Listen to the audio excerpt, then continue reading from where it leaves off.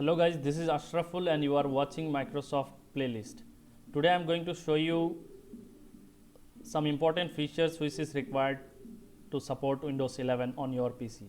Let me go to Edge browser and let us go directly to Microsoft website and requirements of Windows 11 specifications. So I'll search in Bing.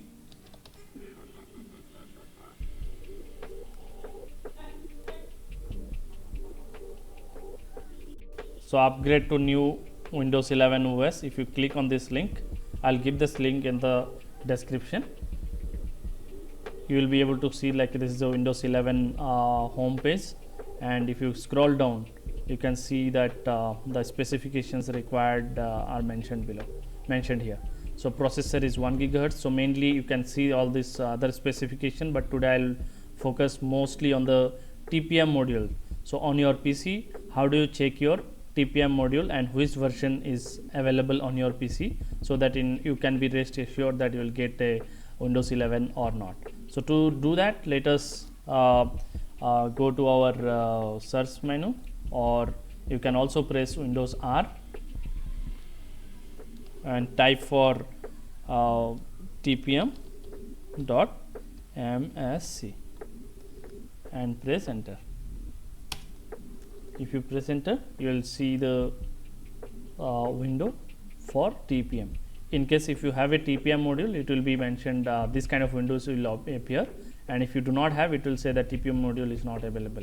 Okay, so here on the version here, like TPM manufacturer information, you can see the manufacturer name on my PC, INTC manufacturer version. So you can see the version here, and also the specification version 2.0, which is required for your Windows 11 support, which I already have. So in case you can see here, it should be 2.0.